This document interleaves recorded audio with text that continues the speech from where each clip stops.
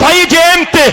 خرج الحسن البصري، وحد الله، الحسن البصري بيقول خرجت على قارعة الطريق في يوم شديد الحرارة فرأيت منظرا عجيبا.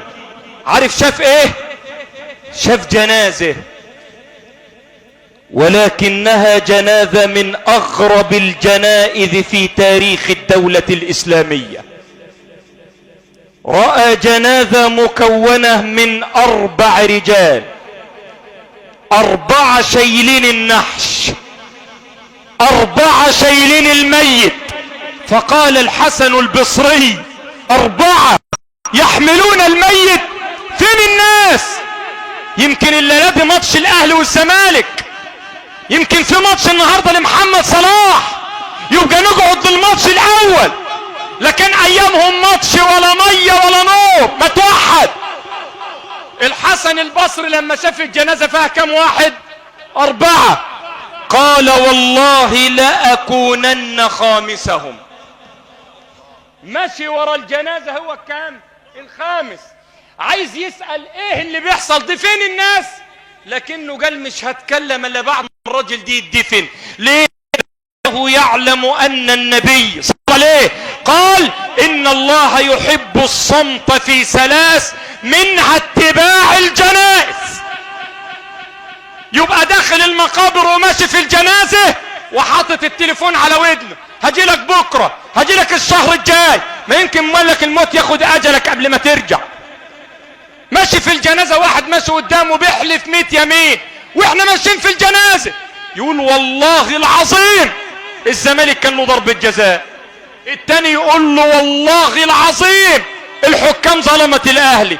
يا اخويا تنيل، يا اخويا تنيل، بكرة هتيجي على ظهرك، لا هينفعك مال ولا زوجة ولا اهلي ولا زمالك. ما توحد. خلي بالك بقى، الراجل راح اول ما حطوا الميت الحسن البصري بيقول لهم ايه؟ لما انتم 4؟ فين الناس؟ مين اللي مات؟ قالوا له والله ما نعرفه، بس هذه المرأة العجوز استأجرت. قال الحسن البصري سبحان الله، استأجرتكم؟ يعني انتوا كمان متأجرين؟ قالوا والله ما نعرفه. رموا الميت ونظر الى العجوز. يقول الحسن البصري فرأيت المرأة باركة على ركبتيها وهي تقول يا الله ارحم ابن العاصي ذا القلب القاسي، ارحم ابن العاصي ذا القلب القاسي. وبعد ما قالت الكلمتين دول 3-4 مرات قالت اللهم لك الحمد، اللهم لك الحمد، ثم انصرفت. فاتبعها الحسن البصري. يا أمة الله من أنت ومن هذا الميت؟ قالت دعك عني فإنك لم تصب بمصيبتي. قال لها أنا الحسن البصري من علماء المسلمين. قالت له والله لولا أنك من علماء المسلمين ما أخبرتك. اللي في القبر دي ولدي ما ترك معصية إلا وفعلها،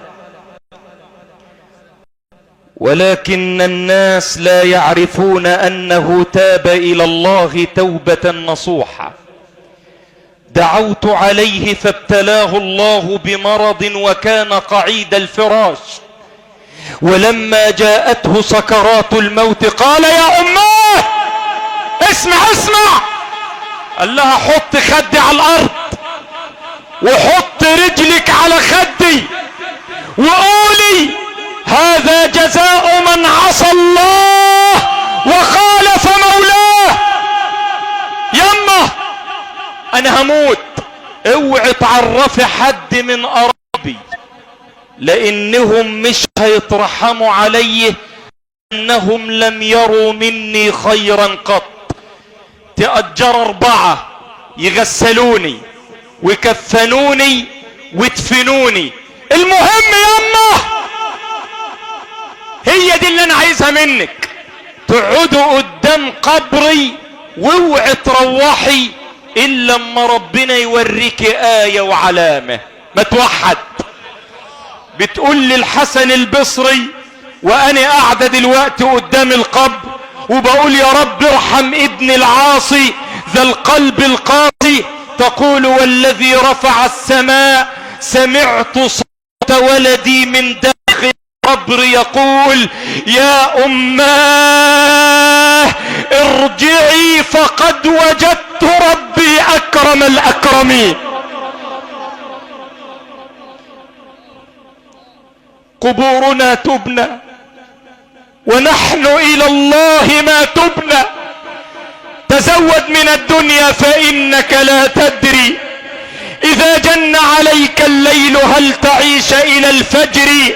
فكم من صحيح مات لا من علة، وكم من مريض عاش حينا من الدهر، وكم من فتى يمسي ويصبح لاهيا وقد نسجت أكفانه وهو لا يدري، وكم من صغار يرتجى طول أعمارهم وقد أدخلت أجسامهم ظلمة القبر، وكم من عروس زينوها لعريسها وقد قبضت أرواحهم ليلة العرس.